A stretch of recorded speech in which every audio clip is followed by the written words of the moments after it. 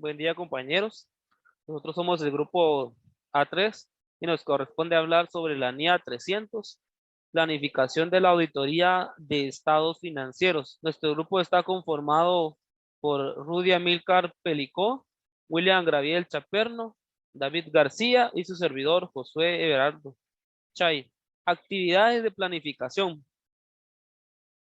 La norma, la NIA 300, en su párrafo 8 nos menciona sobre la estrategia global de la auditoría y nos indica que el auditor identificará las características del encargo que se definen en el alcance, es decir, qué alcance tendrá dicha auditoría.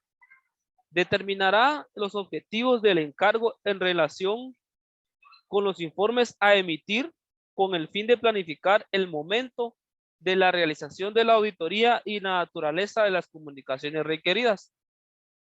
Es decir, acá el auditor debe identificar cuáles van a ser los informes que emitirán y en este caso, cuáles son los marcos contables para dichos informes. Asimismo, considerará los factores que según el juicio profesional del auditor sean significativos para la dirección de las tareas del equipo del encargo. Debe considerar los resultados de las actividades preliminares del encargo y en su caso si es relevante el conocimiento obtenido de otros encargos realizados para la entidad por el socio del encargo y determinará la naturaleza, el momento del empleo y la extensión de los recursos necesarios para el encargo. Es decir, que dependiendo de la magnitud o el tipo de compañía y de todos los procedimientos necesarios a realizar, el auditor acá debe de realizar actividades preliminares. Asimismo, puede determinar los recursos que esta auditoría va a necesitar, es decir, cuántas personas son las que van a ser requeridas de acuerdo a, cómo se haya determinado en esta planificación de la auditoría. En su párrafo 9, también la norma nos menciona que el auditor debe desarrollar un plan, el cual debe incluir lo siguiente: la naturaleza al momento de realización y la extensión de los procedimientos planificados para la valoración del riesgo, como determina la NIA 315, sobre la identificación de riesgos. Acá el auditor debe de realizar procedimientos de auditoría para poder identificar y valorar estos riesgos de auditoría que estarán presentes en toda la auditoría. Asimismo, el momento y la realización y la extensión de los procedimientos de auditoría posteriores planificados relativos a las afirmaciones, como lo establece la NIA 330, que en este caso es darle respuesta a los riesgos identificados durante la planeación. Asimismo, debe realizar otros procedimientos de auditoría planificados cuya realización se requiere para que el encargo se desarrolle conforme a lo que requieren las NIAs. Buen día, continuando con la NIA 300, planificación de la auditoría de estados financieros. En su párrafo 10, nos menciona que el auditor actualizará y cambiará cuando sea necesario en el transcurso de la auditoría, la estrategia global de auditoría y el plan de auditoría.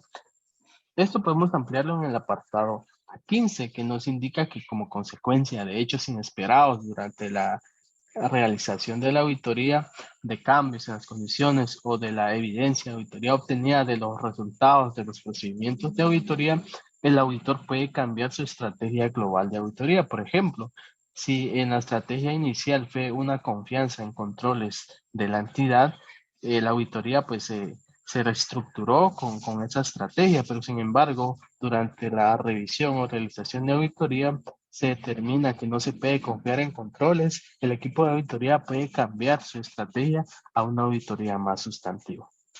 En el párrafo 11 nos menciona que el auditor planificará la naturaleza, el momento de realización y la extensión de la dirección y supervisión de los miembros del equipo de encargo, así como la revisión de su trabajo. Esto nos ampliamos en el apartado A16 y A17, que nos menciona que la naturaleza, el momento de realización y la extensión de la dirección y supervisión de los miembros del equipo del encargo y la revisión de su trabajo varían en función de los numerosos factores que se encuentran entre ellos. Por ejemplo, la complejidad de la entidad, el área de auditoría, los riesgos valorados de incorrección material y la capacidad y la competencia de cada miembro del equipo de encargo. Durante el equipo de encargo va a estar estructurado por diferentes miembros con diferentes experiencias en áreas más que en otras. Entonces, el socio del encargo pues tendrá que distribuir el trabajo como le corresponda a cada uno.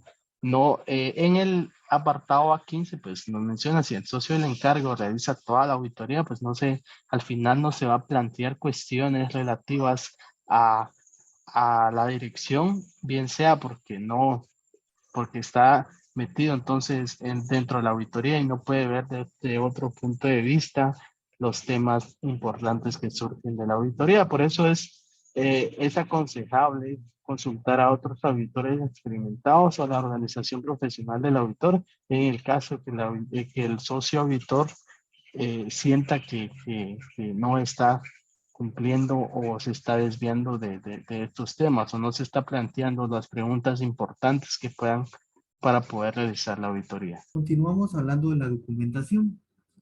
Esta, pues, realmente el auditor incluir, lo tiene que incluir como documentación de auditoría, todo lo que son las estrategias globales de auditoría, el plan de auditoría. Ahora, esta norma sí aclara que si existiese un cambio importante realizado durante el encargo de la auditoría, entonces se debe incluir el cambio, pero además debemos documentar como evidencia de cuál es el motivo o las razones que el auditor ha identificado para realizar una actualización de la estrategia global de auditoría o el plan de auditoría. Entonces, no solo podemos hacer un cambio o una actualización, sino que además la norma, la NIA 300, además de documentación, ella también nos obliga a hacer una documentación de cuáles son los motivos para estos cambios. Pues realmente la documentación de estrategia global no es más que el registro de las decisiones claves consideradas necesarias para planificar adecuadamente la auditoría y para comunicar cuestiones significativas al equipo del encargo. Por ejemplo, el auditor puede resumir la estrategia global de auditoría mediante un memorándum que contenga las decisiones claves relacionadas con el alcance global en el momento de la realización y ejecución de la auditoría. También la documentación del plan de auditoría es un registro de naturaleza que en el momento de realización y la extensión de los procedimientos de valoración de riesgos planificados, así como procedimientos de auditoría posteriores relativos a las afirmaciones en respuesta a los riesgos valorados. Esto sirve como registro de la correcta planificación de los procedimientos de auditoría que pueden revisarse y aprobarse antes de su ejecución. Como se indica en el párrafo A11 de la norma, un memorando breve y adecuado puede servir de estrategia documentada para la auditoría de una entidad de pequeña dimensión, por lo que respecta a que el plan de auditoría, los programas de auditoría estándar o listados de comprobaciones que les sean que son aprobados como hipótesis de un número reducido de actividades de control relevantes, lo que es probable en una entidad de pequeña dimensión puede utilizarse siempre que sea adaptable a las circunstancias del encargo, incluidas las valoraciones del riesgo por parte del auditor. Entonces, realmente una estrategia de auditoría nace pues para crear un plan de auditoría y posterior a ello pueden realizarse cambios. Esto quiere decir que en el camino o en el transcurso del encargo se pueden hacer cambios, pero siempre se deben quedar documentados. como soporte para el auditor. Continuando con el tema, vamos a hablar por último sobre las consideraciones adicionales en los encargos de auditoría inicial. El auditor realizará las siguientes actividades antes de empezar una auditoría inicial. Numeral 1. La aplicación de los procedimientos requeridos por la línea 220 relativos a la aceptación de las relaciones con clientes y encargos de auditoría específicos. Esto nos menciona en que, pues, nosotros como auditores, al momento de realizar una auditoría por primera vez en una empresa, debemos de evaluar el riesgo que tenemos al momento de realizar esta aplicación de auditoría. Por ejemplo, si estuviéramos en el año cuando varios países descubrieron el fraude de esta empresa Odebrecht en Brasil y de que en ese pleno año nosotros nos llamen para realizar una auditoría a esta empresa, pues definitivamente el riesgo que nosotros tenemos como auditores es alto. Entonces, por eso es de que debemos de considerar esta parte. Y numeral 2, la comunicación con el auditor predecesor cuando se haya producido un cambio de auditores en cumplimiento de los requerimientos de ética aplicable. Es decir, de que si nosotros o la empresa específicamente a cada 2 o 3 años cambia de auditoría externa, pues es conveniente de poder platicar con el auditor anterior para ver cuáles fueron los procedimientos o los procesos que ellos pudieron seguir o algo que podemos enfatizar sobre este proceso. También tenemos los asuntos adicionales para generar la estrategia general como auditores de primer año. Numeral 1, a menos que se prohíba revisar los papeles de trabajo del auditor anterior. Esto es consenso con el gobierno corporativo, la administración, por supuesto con el auditor anterior y si la ley lo permite. Si esto nos lo permiten estas tres partes, entonces podemos revisar estos papeles porque nos va a servir de tener un contexto más general. Numeral 2, saber qué normas de aplicación utiliza la entidad seleccionados y aplicados por la administración con el auditor anterior. Es decir, qué normas o qué controles o qué normamiento interno tienen ellos conforme a lo estipulado por la administración y aplicado por el auditor anterior. Numeral 3, obtener la información suficiente y adecuada sobre los saldos iniciales de la entidad.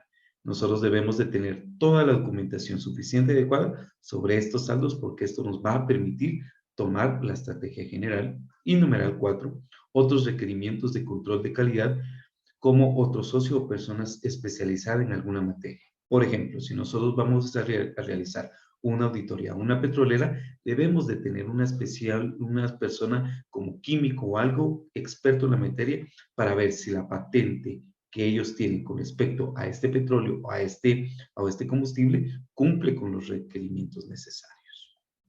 Con esto pues concluimos la presentación agradeciendo la atención prestada al grupo. Muchas gracias.